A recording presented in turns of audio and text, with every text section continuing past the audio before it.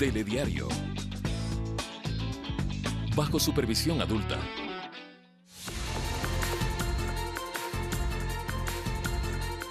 El ministro del Interior, César Navas, aseguró que no existe un proceso de negociación con los grupos armados ilegales para la liberación de los 3 periodistas secuestrados hace varios días en Mataje, provincia de Esmeraldas.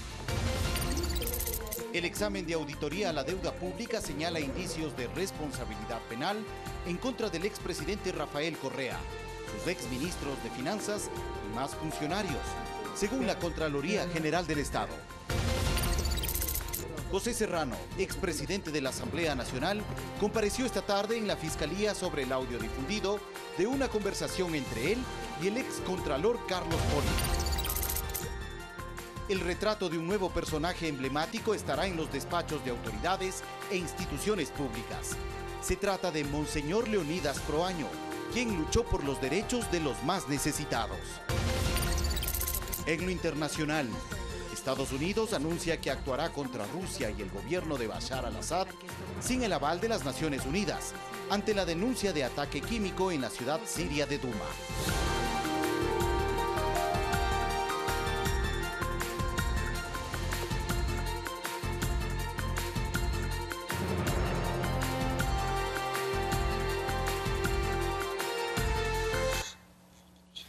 ¿Qué tal, amigos? Muy buenas noches. Gracias por acompañarnos en esta fecha, en este informativo Telediario Estelar con las noticias más importantes de la jornada. ¿Qué tal, Valeria? ¿Cómo está, Mariux, amigos televidentes de todo el país? Bienvenidos, aquí iniciamos. Así es, aquí iniciamos. Les contamos que la Contraloría estableció en el examen de auditoría a la deuda pública indicios de responsabilidad penal en contra del expresidente Rafael Correa, sus exministros de Finanzas y varios funcionarios más. El informe corresponde al examen de auditoría efectuado al tramo de contratación de deuda que va de enero del 2012 a mayo del 2017, el mismo que determina indicios de responsabilidad penal en contra del expresidente Correa y sus ministros de Finanzas Fausto Herrera y Patricio Rivera, tras emitir el decreto 1218 que modificó el cálculo relación deuda-Producto Interno Bruto para el endeudamiento. Lo que posibilitó contratar deuda sin la aprobación de la Asamblea ni el plan de fortalecimiento y sostenibilidad fiscal que prevé el COPLAFIP. La Contraloría recomienda a la ministra de Finanzas la derogatoria de dicho decreto aprobado en octubre del 2016. Elaborar el proyecto para la derogatoria del decreto 1218 para cualquier endeudamiento no constante en el financiamiento previsto en el presupuesto general del Estado aprobado por la Asamblea Nacional para el ejercicio 2018. Existen más señalamientos como, por ejemplo, para los ministros Herrera y Rivera, el hallazgo de responsabilidades de carácter penal y administrativo por haber declarado como secreta y reservada la información relacionada con operaciones de endeudamiento. Mediante 3 resoluciones ministeriales, se declaró secreta y reservada a la documentación. Durante el anuncio estaban presentes quienes integraron la comisión veedora de este proceso. Hicieron hincapié en reconocer que el informe fue elaborado íntegramente por la Contraloría. No es del grupo veedor. Esto es fundamental que quede claro. Y que ante los resultados, las exautoridades respondan oportunamente a la justicia.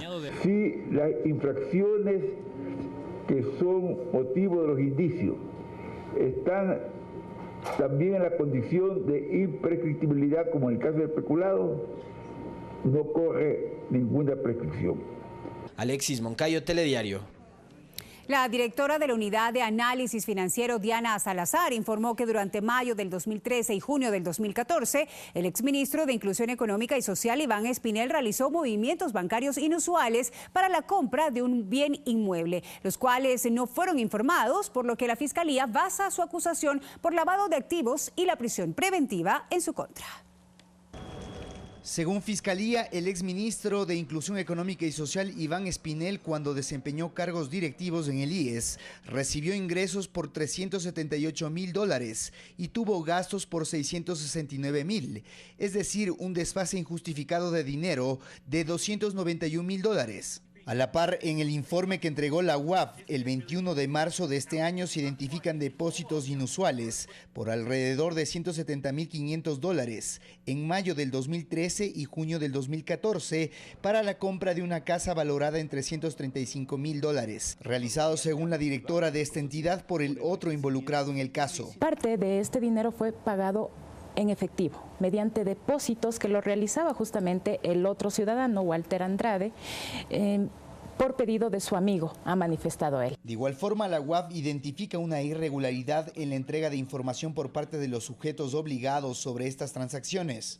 Esta operación como tal no fue reportada en su momento a la unidad de análisis financiero, sino que por un tema estratégico es que la unidad comienza a realizar los análisis y a requerir la información a los sujetos obligados. Este conjunto de pruebas fueron usadas por la Fiscalía para sustentar un delito de lavado de activos y ordenar la prisión preventiva de Espinel y Walter A., ex asesor. La defensa del también ex candidato presidencial se refirió brevemente sobre esta situación. Se dice que es un presunto delito de lavado de activos, pero no hay nada confirmado. O sea, eso hay que tenerlo bien claro y mientras no exista nada confirmado, no podemos decir nada. La instrucción fiscal está abierta y también se dispuso la enajenación del inmueble mencionado, un vehículo híbrido de lujo, y la retención de los fondos de las cuentas bancarias del exfuncionario. Espinel también deberá justificar los pagos por más de $108.000 por consumos de su tarjeta de crédito y la de su esposa durante el periodo que abarca la investigación entre el 2010 y el 2016. César García, Telediario. 57 denuncias ha recibido el Consejo de Participación Ciudadana y Control Social Transitorio hasta la fecha. La institución que más ha sido denunciada es el Consejo de la Judicatura. Son integrantes del Frente de Dignidad Judicial. Llegaron hasta el Consejo de Participación Transitorio para presentar denuncias en contra del Consejo de la Judicatura. Irregularidades en designación, en concursos, irregularidades en destituciones, irregularidades en contrataciones públicas, en arriendos de edificios. Y es que con el corte de este 9 de abril, la entidad que administra la justicia es la que más denuncias suma, en total 41. Le siguen la Fiscalía con 11 casos, la Superintendencia de Bancos con 3 y el Consejo Nacional Electoral con 2. Hay denuncias de todo tipo, ¿no? Es un espectro muy grande. Entonces, en Secretaría Técnica tienen que justamente discriminar las que son y conciernen a cada organismo. Esto mientras el Consejo de la Judicatura ya presentó un pedido de ampliación a la resolución que suspende 3 concursos de oposición y méritos que llevaba adelante. Que la motiven suficientemente, que la motiven en derecho o que la corrijan. En el ente evaluador no descartan revisar la medida. Claro, es parte de los debidos procesos, somos un organismo democrático, tenemos un mandato especial. Los vocales de la Judicatura tienen hasta el viernes para presentar su informe de gestión. Daniel Montalvo, Telediario.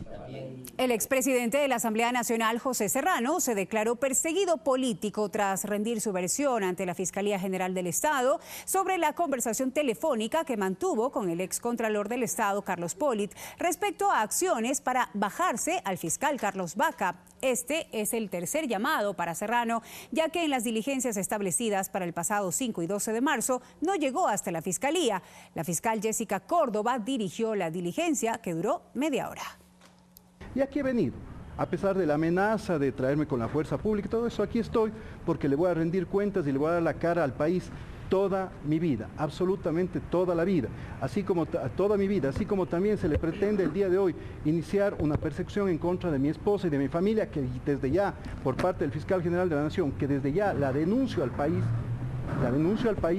aquí estaremos permanentemente para decir la verdad. Y tenemos muchos más documentos que mostraremos también.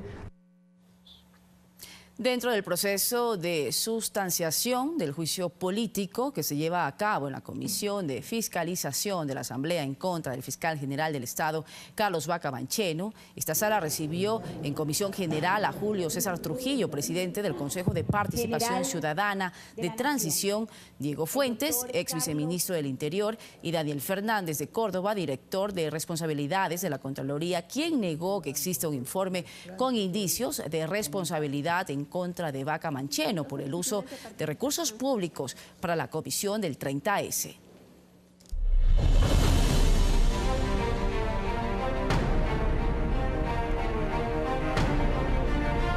50 bidones metálicos de precursores químicos fueron decomisados en los controles fronterizos en la provincia de Esmeraldas. La vigilancia se mantiene en zonas como la vía Amataje.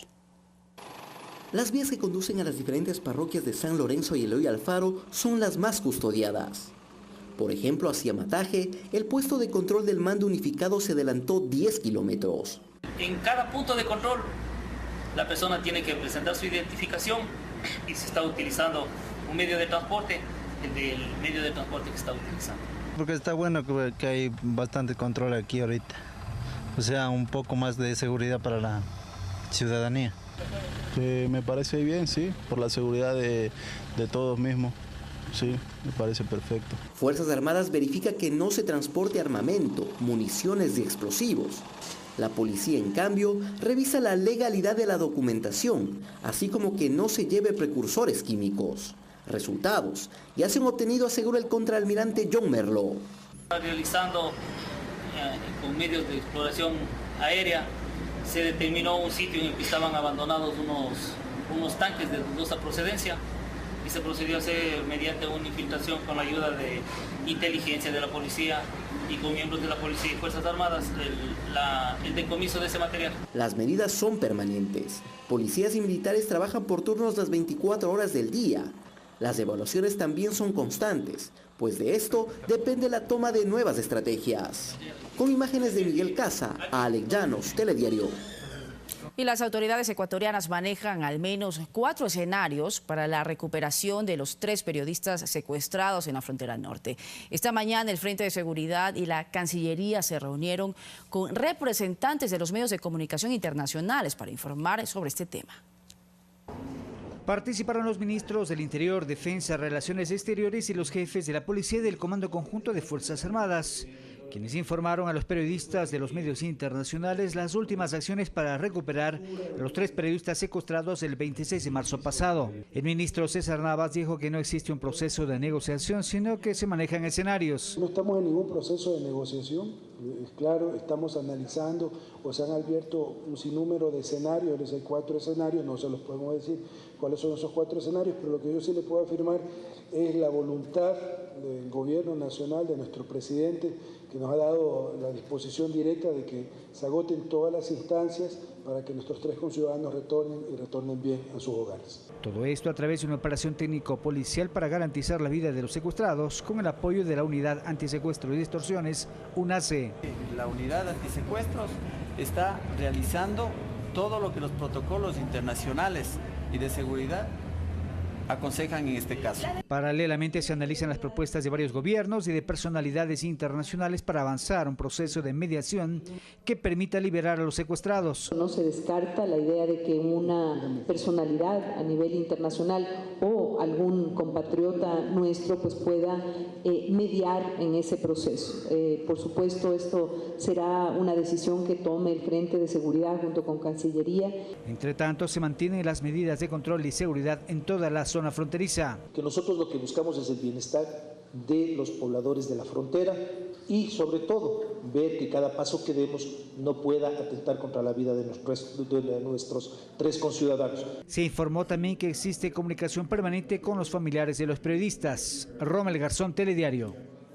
La Comisión de Relaciones Internacionales se mantiene en sesión permanente para tratar todo lo relacionado con la violencia en la frontera norte. Este lunes se recibieron los aportes de los parlamentarios andinos.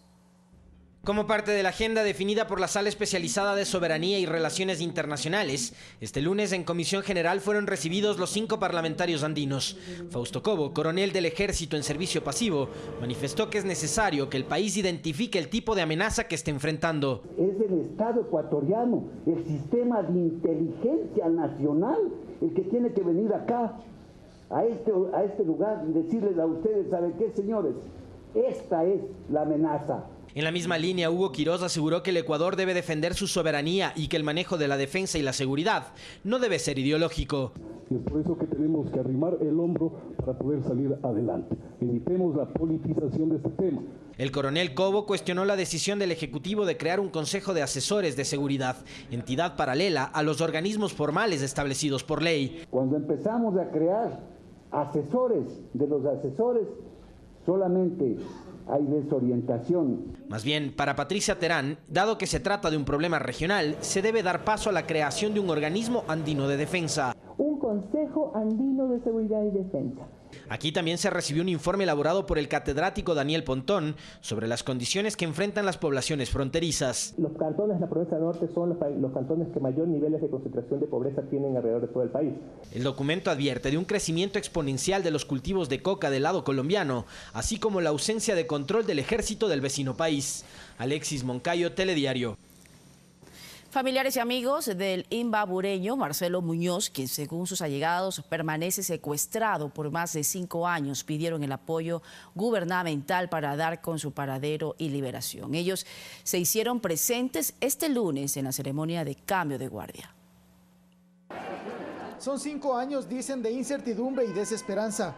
Yolanda, la esposa de Marcelo Muñoz, secuestrado en las inmediaciones de la laguna de Yaguarcocha, se quiebra cada que relata la angustia de toda una familia que no tiene noticias de él. Hubo un primer contacto con sus captores, donde les entregaron una cantidad de dinero, pero desde ahí no han sabido nada más. Pero lastimosamente no hemos tenido resultado. Nosotros nos hemos mantenido en silencio a petición de ellos porque estaban en investigaciones y por precautelar la seguridad de mi familia. Pero lastimosamente aquí funciona así, tenemos que hacer público, tenemos que hacer presión para que seamos escuchados. Requieren del Estado apoyo, pues en el anterior gobierno se arrancaron con las investigaciones sin que hasta la fecha tengan una pista de cómo está la situación de Marcelo. Fue a hacer una caminata que todos los fines de semana hacía, salió en compañía de mi hermana, los papás, y salieron a caminar en el lago de Yaguarcocha. Entonces ahí se acercaron ciudadanos con acento colombiano y le secuestraron. Ya como le manifiesto a mi hermana, le soltaron a los 15 días y le mandaron un pedido especial de que para el canje necesitaban dinero. Familiares y amigos de quien está en cautiverio hicieron presencia durante la ceremonia de cambio de guardia que se realiza todos los lunes en los exteriores del Palacio de Gobierno, que coincidió además con el día número 15 del secuestro del equipo periodístico de Diario El Comercio. Javier Ceballos, Telediario. Y el presidente Lenín Moreno se reunirá este martes con los familiares de los 3 integrantes del equipo de Diario El Comercio que fueron secuestrados días atrás. Sobre este y otros temas se refirió el primer mandatario en su espacio de todos los lunes. El presidente informa. El presidente Lenín Moreno aseguró que no permitirá acciones del crimen organizado que quebranten la paz en el país. He conformado un equipo de asesores presidenciales de seguridad con destacados oficiales de Fuerzas Armadas y Policía Nacional, ellos en servicio pasivo actualmente. Igualmente he creado una consejería de seguridad que reportará directamente al presidente. Entre sus primeras tareas está la actualización del Plan Nacional de Inteligencia y Contrainteligencia, el Plan Nacional de Defensa de la Frontera Norte y el Plan de Seguridad de Instalaciones Estratégicas.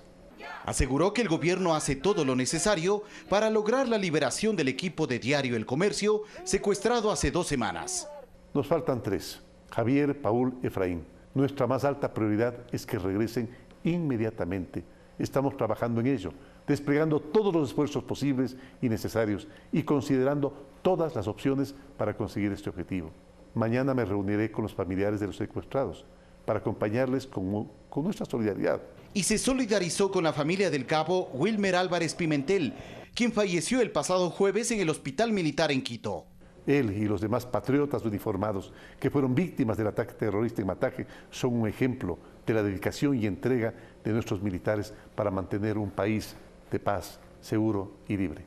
En otro tema, el jefe de Estado se refirió al plan de optimización de la función ejecutiva que se presentará este martes.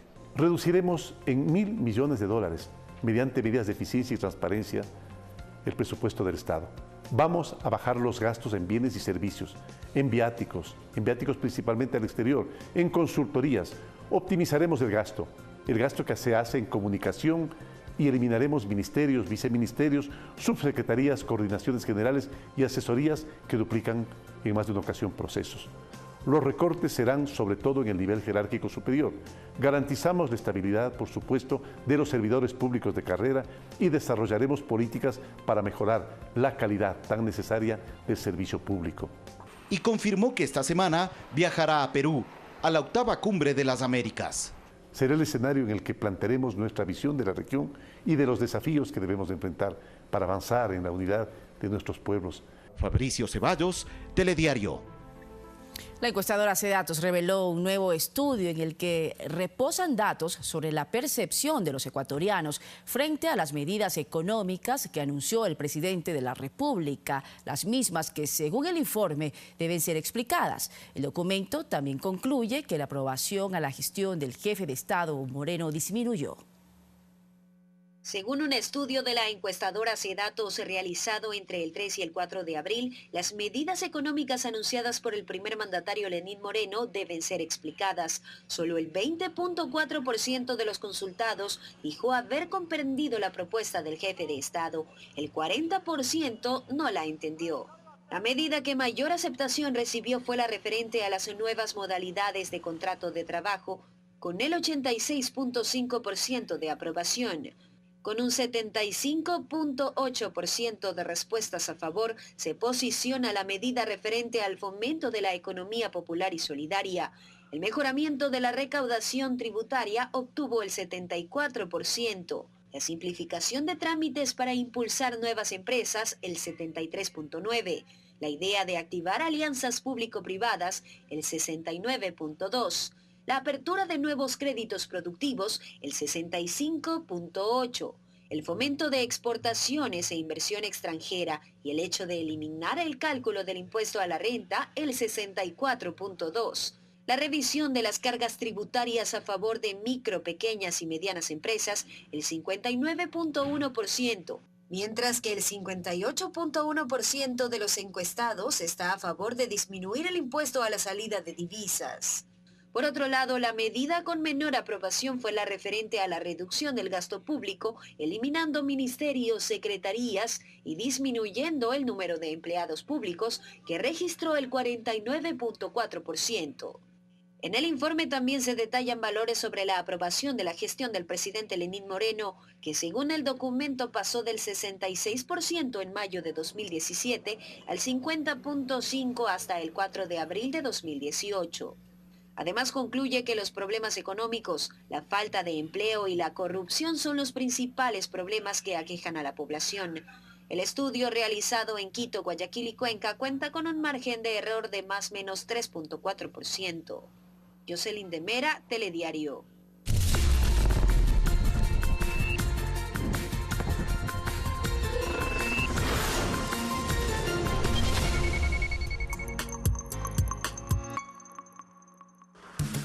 Nuevos tiempos llegan al Austro.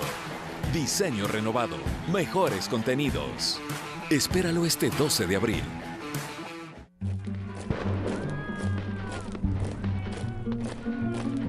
Yo descubrí a Manuela, diría bastante tarde. No recuerdo que me haya impresionado en la escuela, en el colegio. Ha sido un verdadero descubrimiento el establecer que Eugenio Espejo tenía una hermana de igual talla patriótica que la de él, de igual talla intelectual que la de él. En Primicias de la Cultura de Quito, el primer periódico que tuvo la audiencia de Quito, dirigido por su hermano Eugenio Espejo, hay unas cartas de una señora que firma como Erofilia. Que se le atribuye a Manuel Espejo. Ella precisamente habla sobre que la mujer en este momento había sido deslindada de estos ámbitos y reclama ese espacio. Por relatos de la época se conoce que organizaba inclusive estas tertulias en las que se hablaba sobre política, sobre cultura, y es posible que hayan prestado esta especie de logística a los próceres tanto para esconderse, para huir o para momentos ya más activos en esta lucha de la independencia. Resultó algo así como la decana del movimiento ilustrado. A ella le tocó vivir los primeros años de efervescencia, de emergencia del movimiento ilustrado, la época de gloria, de esplendor del movimiento ilustrado y la etapa de caída. Y ella estuvo en todas esas fases. La relación que mantuvo con José Mejía, ¿no? La diferencia de edad es notoria, son 20 y pico más de años. Ella tenía más de 40 años cuando se casa con Mejía Lequerica y es muestra de la valentía de ella y de él para romper parámetros sociales que en el mundo antiguo se protegían mucho. Pienso yo que en la actualidad sería un activista de los derechos humanos, de los derechos de la mujer sobre todo. La historia no es transportarse al pasado en base a fechas y nombres, ¿no? Pienso que la historia nos deja siempre una gran lección moral. Creo que Manuel Espejo es una de las mujeres de mayor trascendencia histórica en la historia local, porque la lucha que ella emprendió la tienen que emprender muchas mujeres del día de hoy, en el día a día, ¿no?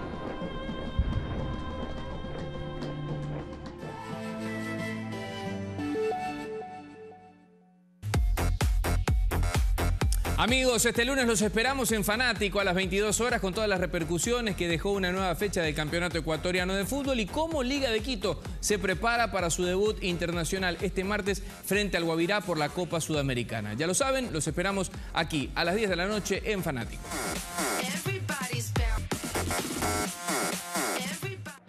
Bienvenidos a La Descarga, el espacio para los amantes del buen rock nacional e internacional. Con la conducción del Cholo. Dale play. De lunes a viernes desde las 18 horas. Te esperamos. Por Ecuador TV.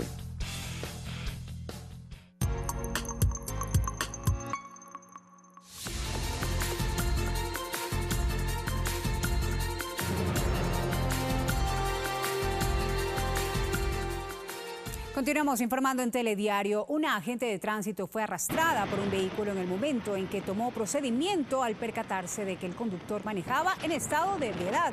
La uniformada quedó herida en la vía con laceraciones en su cabeza. De inmediato se la trasladó hasta el hospital del IES de Portoviejo. El director de la Comisión de Tránsito del Ecuador, José Gálvez, presentó la denuncia ante la Fiscalía en contra del conductor y quienes fueron cómplices de este hecho. Llegaremos hasta las últimas consecuencias para dar con los responsables, añadió el funcionario. Además, informó que le ha expresado toda la solidaridad y respaldo en su proceso de recuperación, tanto física como psicológica, a la cabo Angélica Martínez. Y precisamente sobre este lamentable hecho nos comunicamos vía telefónica con el director de tránsito del Ecuador, José Gálvez. Buenas noches. ¿Cómo está, director? Hemos visto registrados en imágenes, video aficionados, precisamente este hecho lamentable que sucedió en la vía Crucita, en Manabí, el fin de semana, aproximadamente 2 de la mañana. Tengo entendido de que sería el conductor en estado de ebriedad con 4 personas más que lo acompañaban y que usted ya realizó precisamente la denuncia, como lo hemos afirmado. Buenas noches, bienvenido. Buenas noches a todos quienes la ven, Mariuxi, y me escuchan. Gracias por la entrevista. Como usted bien lo ha dicho y en resumen, el cual ya conoce el tema, el día domingo a las 2 de la mañana, 8 de abril, 2 de la mañana, mientras se desarrollaba un operativo de rutina a la altura del kilómetro 2 de la vía Crucita, sector Sosote, la agente Angélica Martínez procedió a detener la marcha de un vehículo que había realizado previamente una maniobra imprudente. Cuando ella se acerca hasta la ventana del automotor se da cuenta que el conductor estaba en evidente estado etílico, razón por la cual procede a pedirle que se baje del carro y llevarlo al patrullero en calidad de detenido. Al ver esto, los 4 acompañantes que se encontraban en el vehículo se bajaron y usando la puerta sacaron al agresor del patrullero. Ante esto nuestra heroína, porque se le debe llamar heroína, Angélica Martínez, corre hasta el automóvil de marca Hyundai modelo Accent, color oscuro, para intentar sacar las llaves del switch e impedir que se fuguen y con esto, por supuesto, prevenir un potencial accidente de tránsito. Director, inmediatamente el conductor y sus 4 cómplices agredieron en el interior del vehículo físicamente a la gente mientras puso en marcha el carro y la arrastró por más de 1 kilómetro, tal cual lo vieron en el video que se realizó en redes sociales durante este fin de semana. Precisamente eso quería confirmar con usted. Lo ha comentado, mi querida Mariuxi, con estos antecedentes, el día de hoy asistimos a las oficinas del Ministerio Público en el Cantón Rocafuerte con la finalidad de que sea la Comisión de Tránsito del Ecuador, de manera institucional, quien presente la respectiva denuncia contra estos varios ciudadanos que agredieron y no solamente cayeron, sino que también se resistieron al arresto y atentaron contra la vida de una de las atacadas uniformadas. Angélica Martínez tiene más de 10 años en servicio a la agencia. De hecho, se habla de una tentativa de femicidio, ¿es correcto? A ver, no nos olvidemos que quien tipifica, ¿no?, la conducta delincuencial del autor del delito, ¿no?, es básicamente el fiscal, ¿no? Entonces, una vez que el fiscal emita su dictamen, ¿no?, y llame a una audiencia de formulación de cargos, sabremos cuál es el delito que se tipifica. Pero eso es básicamente una facultad privativa del Ministerio Público, que es quien dirige la investigación en este momento. Es la única mujer, Angélica, de hecho, del grupo de control de las vías. Precisamente, ustedes van a tomar algunos correctivos, ahí vemos las imágenes de este hecho lamentable. Quería preguntarles, mientras usted nos narraba precisamente lo que sucedía, porque ella tuvo también heridas en la cabeza, como vemos en el video, además de las laceraciones en sus piernas. ¿Significa que le estaban golpeando algún hecho al interior del carro los individuos mientras la arrastraban en la vía? Tal cual, como usted lo ha sostenido, en efecto, a Angélica, mientras ella intentaba sacar las llaves del switch, le alaban los cabellos y la golpeaban en los brazos y en la cara con la finalidad de sacarla del carro. Obviamente ha sido terrible para todos nosotros, peor aún para Angélica, que es quien ha sufrido en carne propia semejante acto delincuencial. También muchas personas que vieron este video en las redes, pues se hizo viral definitivamente, cuestionaban hasta dónde iba el límite de la responsabilidad, del profesionalismo, sobre todo de las mujeres en las vías, de cargos que por lo general son de hombres. ¿Cuál sería la responsabilidad que desde la CTE se va a realizar precisamente para resguardar también la seguridad de sus agentes? Bueno, en realidad yo creo que hoy en día no existe diferencia de géneros. No hay trabajo en el mundo que una mujer no pueda desempeñar con la habilidad y con la eficiencia que la propia Angélica ha demostrado que lo ha hecho, siendo una brillante y ejemplar agente de tránsito. El día de hoy tenemos, por ejemplo, en la Comisión de Tránsito del Ecuador, a la primera mujer comandante de la historia de cualquier fuerza uniformada del país. Es mujer, es la comandante, la perfecto comandante Araceli Hernández. Mal podría yo decirle a usted que en efecto una mujer no está capacitada para ejercer el control del tránsito en las vías del Ecuador, ¿no? Bien, gracias. Muchísimas gracias, José Gables, por este espacio de entrevistas. Vamos a continuar con más noticias.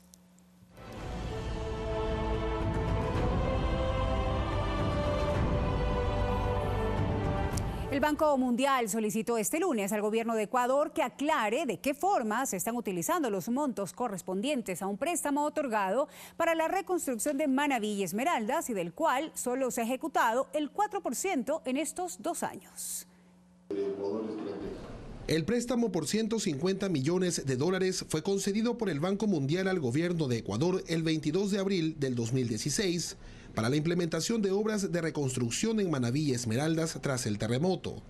Han pasado 2 años y de ese crédito apenas se ha ejecutado el 4%, es decir, tan solo 6 millones. Ya ha transcurrido el 50% del tiempo, de manera que precisamente se están identificando en dónde están esos cuellos de botella, que se asuman las responsabilidades del caso, obviamente, a quien corresponda. El préstamo debió servir para, en un plazo máximo de 4 años, ejecutar obras de infraestructura en materia vial y portuaria, adquirir materiales de primera necesidad y financiar la construcción del hospital de Pedernales.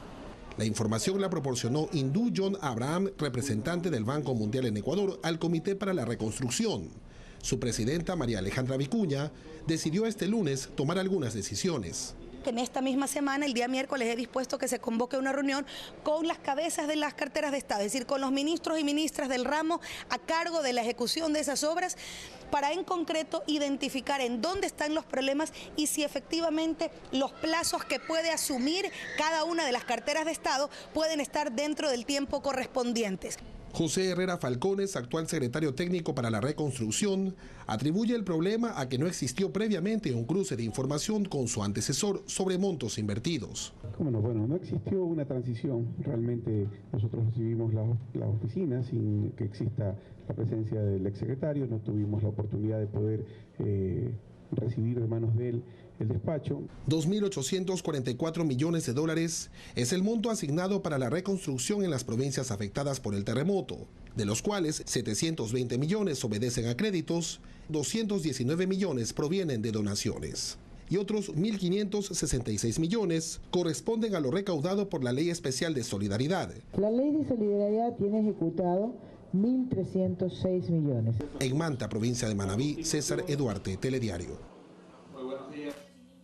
De bullying deben recibir asistencia mediante terapias familiares. Asimismo, existen recomendaciones para aquellos identificados como agresores. Los padres de familia consultados refieren a la importancia del diálogo en casa al inicio del periodo escolar. Esto debido a que pueden empezar también esos momentos incómodos de agresiones físicas o psicológicas. Una vez a mi hijo pequeño con otro niño con la punta del lápiz le hice así todo en el brazo. Mi hija, que me comunique todo a mí, me trate de comunicar para yo poder solucionar el problema. Porque si le digo, si te pegan, pega, no podemos solucionar nada, hacemos más grande el problema. María acompaña a su nieto de 8 años a las terapias que recibe con música y actividades lúdicas. En su caso, él ha sido identificado con acciones violentas contra sus compañeros y maestras. Abrazarlo fuerte para que no tratara de agredir, hacíamos eso, de decirle que se calmara, que él podía, que él era muy inteligente y que él podía hacerlo. Para ellos se recomienda atención neuropediátrica y psicológica que ayuden a determinar el detonante de esas actitudes. Muchas veces son por lo que ven o son actitudes que se desenvuelven dentro de su entorno. Para quienes en cambio sufren los ataques, hay señales que permiten detectar su padecimiento. Una de las actitudes del bullying cuando el niño no lo expresa a sus padres o a la maestra es que baja el rendimiento escolar. Para ambos, explica la terapeuta, se requiere atención en conjunto entre maestros y padres de familia para que la temporada escolar sea de aprendizaje en un ambiente de felicidad para los pequeños. Mirta Carrillo, Telediario.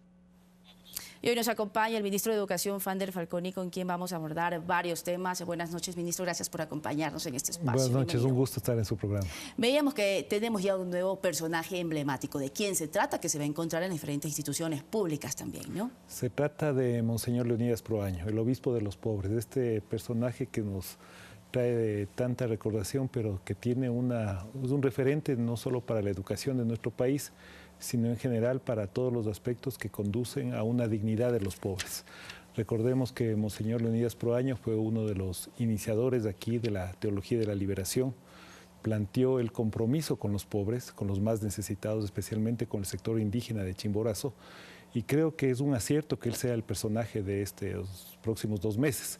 Ya en el plano educativo creo que lo que transmite él es lo que nosotros queremos hacer en este gobierno. Su solidaridad con los pobres, su compromiso con los temas de alfabetización. Incluso él tuvo un programa radial que fue tremendamente importante en los años 60, 70, es uno de los iniciadores de alfabetización.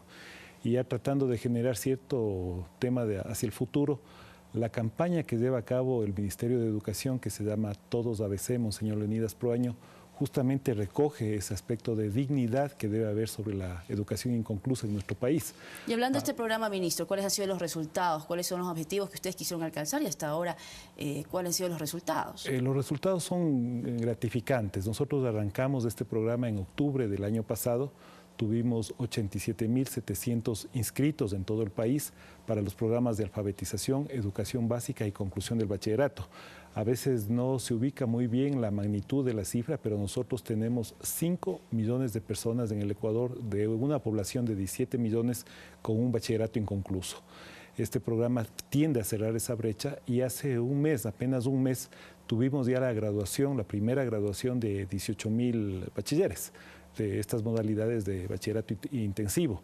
Y hemos hecho una nueva inscripción y en esa nueva inscripción ya tenemos un universo de cerca de 120.000 personas en todas estas modalidades. Entonces, de alguna forma le estamos dando una proyección hacia el futuro a ese mensaje de tanta solidaridad y dignidad que generó Leonidas Proaño a lo largo de su vida.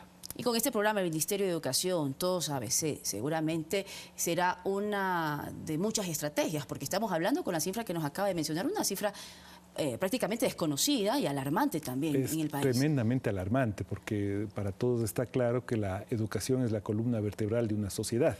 La educación genera una escalera de movilidad social. Si alguien no ha terminado el bachillerato, queda trunco no solo sus aspectos profesionalizantes, sino la proyección de la vida misma.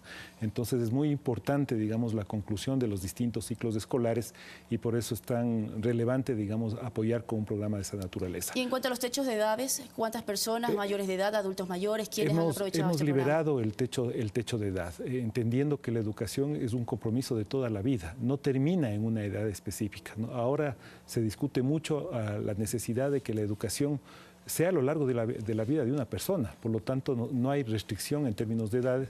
Cualquier persona que tiene un bachillerato inconcluso, que desea alfabetizarse, puede acudir al Ministerio de Educación en los distritos, en las distintas modalidades que tiene de intervención el Ministerio para inscribirse. Además, hay una cosa muy interesante en los temas de alfabetización.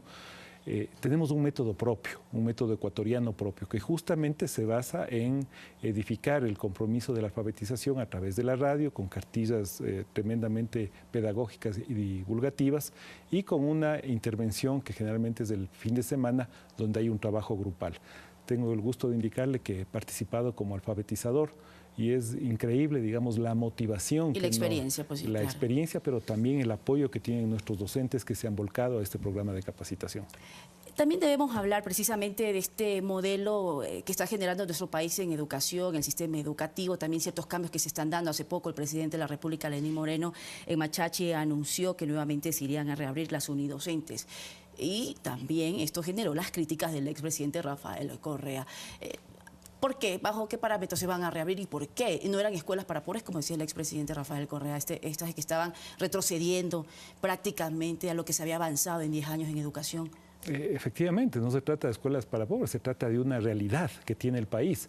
Para generarle un tema de contexto, en el Ecuador hay cerca de 15.400 unidades educativas, en general, en todas las ofertas, pública, fiscomisional, municipal y privada.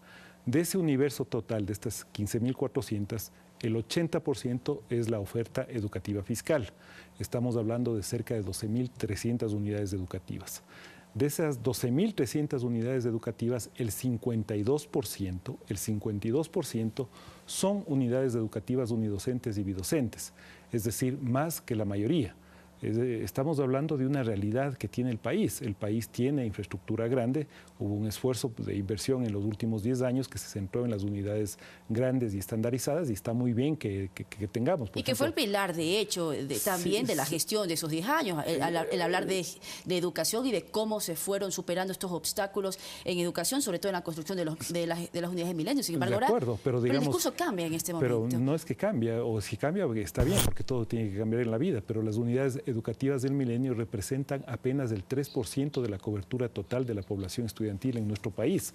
Tenemos 97 unidades educativas del milenio y uno debería preguntarse, ¿y el resto de esas unidades educativas? Por lo tanto, la responsabilidad y la solución es que todo el sistema educativo sea de calidad. ¿Unidocentes también son unidades de calidad? Por supuesto que las unidocentes tienen que funcionar, igual que las bidocentes, igual que las pluridocentes, igual que toda la infraestructura grande, mediana y pequeña. Hay realidades, todos los países del mundo tienen unidades unidocentes, es decir, un profesor que da a distintos ciclos. Y lo que tenemos que hacer ahora es que pedagógico, la infraestructura necesaria para viabilizarles esas unidades educativas pequeñas que cumplen un rol social tremendamente importante. Muchísimas gracias, ministro, por acompañarnos en este espacio. Tendremos otra oportunidad también para conocer algunas dudas que tienen los padres de familia sobre el uso de la falda, sobre si habrá o no clases el día sábado, así que estaremos pendientes de tenerlo aquí en nuestro espacio. Hacemos una pausa y ya volvemos.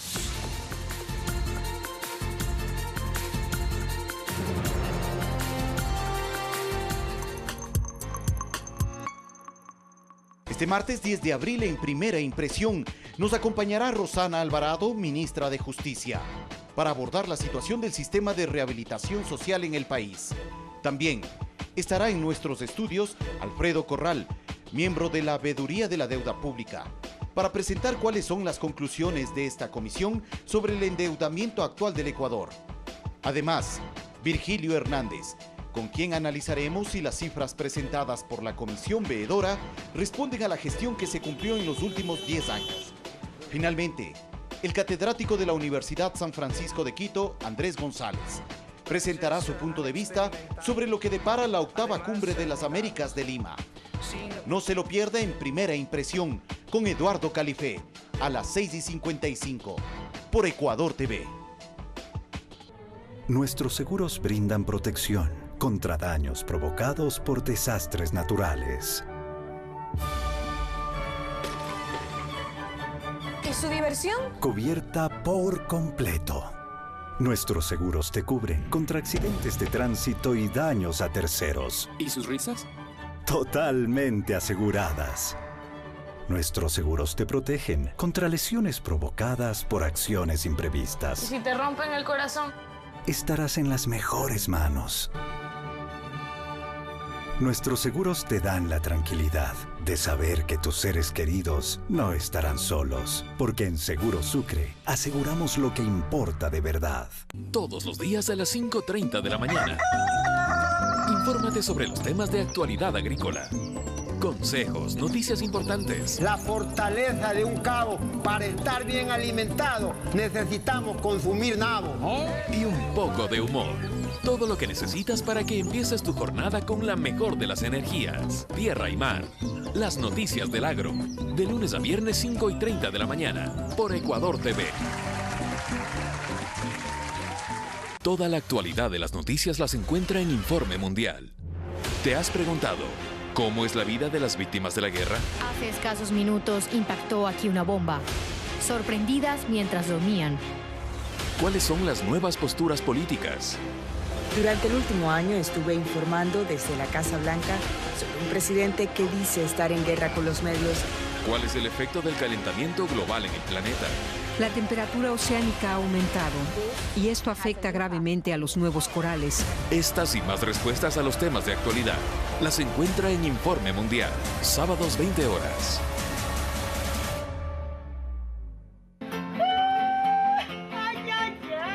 No hay nada más ecuatoriano que el Jumbo, los danzantes, los diablos, el Montubio y la banda de pueblo. No hay nada más ecuatoriano que Ecuador de Fiesta. Todos los domingos 19:30. Por Ecuador TV.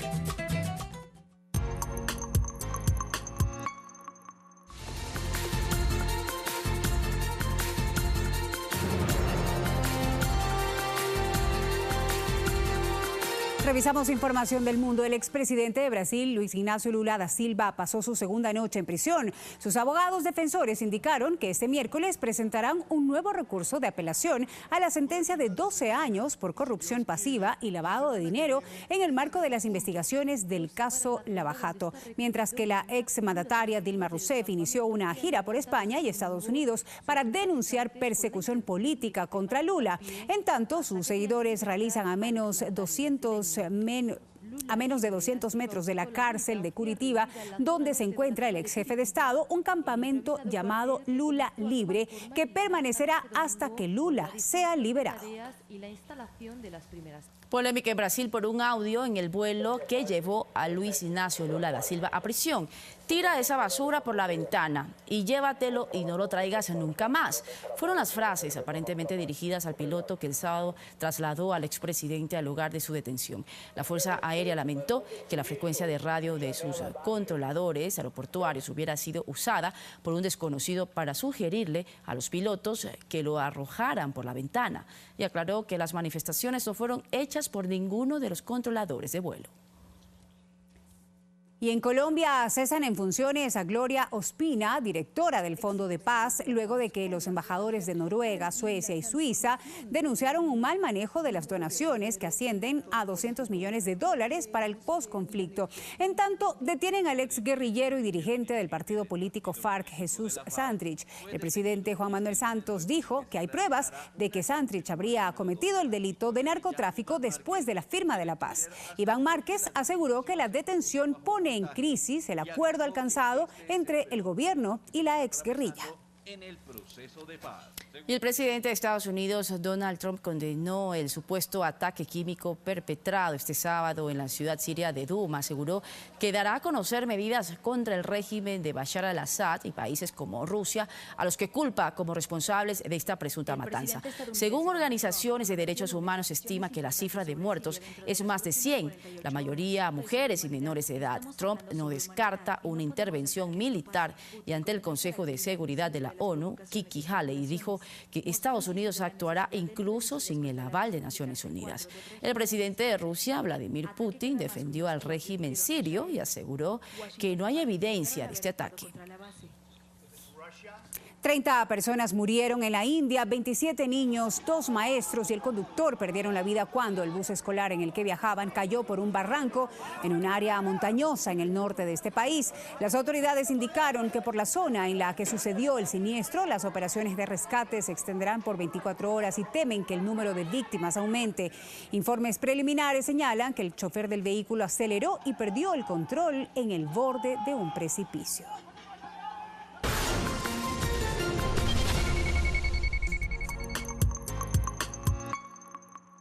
La labor de un periodista está siempre en un constante cambio. Tenemos que devolver el sentido a las palabras para ser fieles al relato de los hechos. No quedarse en lo superficial, saber el qué, cómo, cuándo, dónde y sobre todo el por qué. El mundo está lleno de historias que merecen ser contadas. Nuestra labor está en dejar que los hechos hablen por sí mismos. Y hacer que los ciudadanos reflexionen sobre las noticias que están mirando. Y que éstas te permitan un mayor entendimiento del mundo. Contamos con el equipo periodístico y técnico más grande del país. Y una amplia trayectoria que certifica nuestro compromiso de informar. Con la mayor cobertura, que llega a todos los rincones del país. Para traer la información de primera mano, veraz y oportuna. Tenemos claro nuestro reto. Cada día entregar a las personas lo que se merecen. Información de calidad. Si es noticia, está en Telediario. Los estamos buscando por todo el Ecuador. Buscamos a los más vulnerables. Es una tarea difícil, pero los estamos encontrando. Con la estrategia Médico del Barrio, llegamos puerta a puerta, con atención prioritaria a los que más lo necesitan, trabajando junto a la comunidad y brindando un servicio de acompañamiento, prevención y promoción de salud hasta cubrir todo el territorio nacional. Espéranos. Gobierno de la República del Ecuador, el gobierno de todos. Hola, hola amigos, no se pierda este martes Café TV, que tiene la medida perfecta entre información y entretenimiento. Toparemos un tema muy importante y muy delicado dentro de la economía familiar, cómo manejar adecuadamente las tarjetas de crédito. Y en el ámbito de la educación estaremos hablando del bullying o el acoso escolar, cómo prevenir este fenómeno, pero también qué hacer frente a esta situación. Y como cada martes tendremos el paso de la semana junto a Quique Gaitán. No se pierda, 10:30 de la mañana, Café TV por Ecuador TV. Les esperamos. Grandes Maestros presenta a Martin Luther King Jr.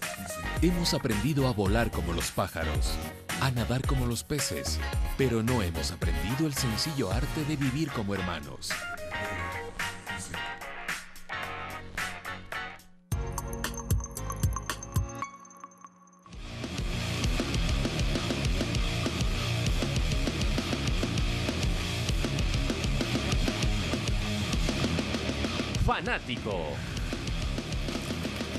Fanáticos, ¿cómo están? Un gusto acompañarlos en este pequeño segmento deportivo. En esta noche de día lunes no tenemos mucho que compartir con ustedes. Vamos a arrancar con el Deportivo Quito. Sí, este equipo que muchos dicen que tiene una situación complicada. Es una realidad, vive una situación muy complicada el Deportivo Quito, pero de todas maneras está viviendo pues una situación en la cual necesita de los puntos. Arrancó con menos 18 por un tema de multas y sanciones. Sin embargo, terminó ganando y ha ganado todo lo que ha jugado el Deportivo Quito, porque en este momento les cuento que en esta última fecha ganó 6-1, donde los campos fueron las grandes figuras. Marcaron en el 11 y en el 17, pero uno de ellos brilló más porque marcó triplete en el 29 y en el 54. Aquí estamos revisando los goles del Deportivo Quito, donde muchos están jugando por la camiseta, hay que decirlo, no solo Luis Fernando Saritama, está Ronald Campos, están algunos jugadores que están jugando por el amor a la camiseta Chuya. Esa es la intención. Marcaron Lara también, Arce y Angulo, en este caso, para terminar lo que fue un resultado de 6-1 ante el cuadro del Rayo. Por el Rayo marcó Lara en el 70, pero hay que anotar que en el 11, en el 17, en el 29, perdón, en el 23, en el 29, en el 54 y en el 83, Angulo iba a ser el que cierre la cuenta para el equipo Chuya. Filtración por el costado derecho, el pase de profundidad, se gana la raya, sale el centro, como ustedes pueden ver, y el remate, después de una primera intención, iba a terminar marcando en el minuto 54 Campos nuevamente. Esta va a ser la anotación para el equipo de El Rayo. Minuto 70, avance por el costado izquierdo, el centro, la salida en falso del portero, un rebote que iba a terminar en un rival, y en este caso iba a ser Lara, que en el 70 marcaba la del descuento para el Rayo. Sin embargo, el Quito iba a seguir marcando, tenía opción para marcar una más, y en este caso en el 83 iba a aparecer Angulo para marcar el definitivo 6-1 para el cuadro Chuya, que sigue ahí con esa intención de recortar la mayor cantidad de puntos y ver si se puede meter en pelea en una categoría que es muy, pero muy complicada. Pero ahí está el equipo Chuya peleándolas a como dé lugar. Vamos a seguir revisando información y lo hacemos con las mejores chilenas. Si ustedes creen que vieron las mejores chilenas, están equivocados. Se las presentamos a continuación, las 5 mejores chilenas. Y vamos a arrancar por un jugador que yo considero que debe ser considerado de los mejores de la historia, ¿no? Valga la redundancia, pero la verdad es que algunos no lo colocan ni siquiera entre los mejores 5 de la historia del fútbol mundial. Ronaldinho, ante el Villarreal en el Camp Nou, para de pecho, chilena, hasta luego. Golazo, impresionante realmente por parte de Ronaldinho. Puesto número 4, Wayne Rooney. Este fue el gol del año en aquella temporada en la Premier League. Miren cómo reaccionaba Sir Alex Ferguson, por poco y lo retira antes de tiempo a Sir Alex Ferguson, Wayne Rooney. Este golazo de Rivaldo, este partido en el cual realmente fue una chilena espectacular. La paró de pecho, pareció a lo que hizo Ronaldinho, y con la misma camiseta, con la del Barça. Hugo Sánchez, pero con la camiseta del rival de barrio, ¿no? Por decirlo de alguna manera, porque no son de la misma ciudad, pero sí del mismo país, el Barcelona y el Real Madrid. La chilena de Hugo Sánchez, que se ubica en el puesto número 2. ¡Qué golazo! Realmente recordado por muchos años por la gente madridista y, por qué no, por la gente mexicana, que lo tenía como el máximo ídolo. Y este es el mejor, el de Shaqiri, que lo hizo incluso en un mundial. Shaqiri, el jugador que por su selección marcaba esta anotación y que, claro, quizás no tuvo la repercusión porque muchos pensaban que iba a ser realmente una de las grandes figuras del fútbol mundial, pero la verdad es que quedó bastante, pero bastante corto. Nuestra parte por el momento es todo en los deportes. Usted no se despegue de nuestra pantalla. Hay mucho más en su telediario.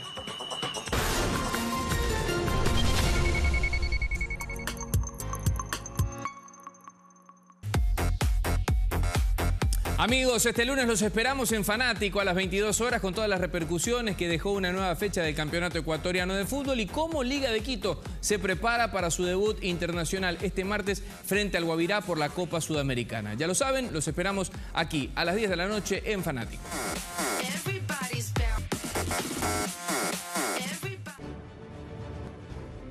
Frente a los medios, los representantes de las instituciones públicas exponen su gestión y responden las preguntas de la ciudadanía. ¿Cuántos ríos están contaminados en el país? En un conversatorio con los medios públicos. ¿Qué tal, amigos? Muy buenas noches, bienvenidos. Muy buenas noches, doctor. Frente a los medios, todos los miércoles 20:30. Hemos tenido un acercamiento ciertamente con el... Por Ecuador TV. ¿Qué tal, amigas y amigos? Les saluda Christian Johnson. He sido parte de sus vidas por más de 40 años. Siempre acortando la distancia entre el Ecuador y sus migrantes. Y ahora vuelvo con más historias, vivencias y aventuras que contar en una nueva temporada de 593 Ecuador. No le voy a decir que es una antigüedad, ¿no? Les invito al estreno el próximo sábado 14 de abril a las 19 horas por la señal de Ecuador TV.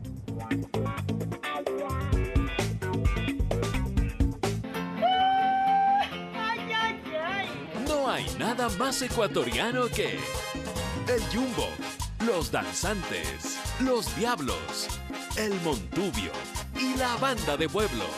No hay nada más ecuatoriano que Ecuador de Fiesta. Todos los domingos 19:30. Por Ecuador TV.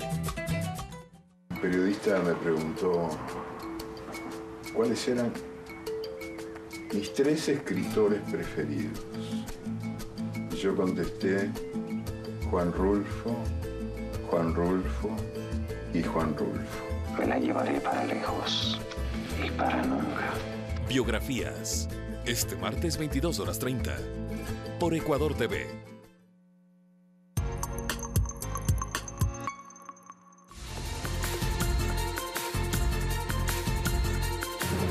El obispo de los pobres, como se lo llama a Monseñor Leonidas Proaño, es el personaje emblemático.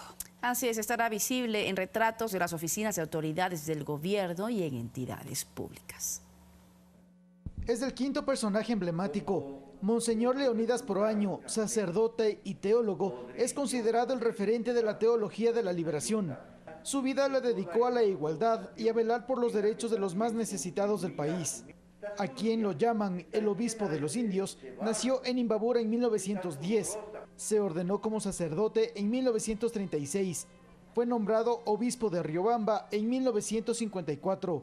En su gestión eclesiástica, fundó en 1960 las escuelas radiofónicas populares como una herramienta de alfabetización de la población indígena en su propia lengua.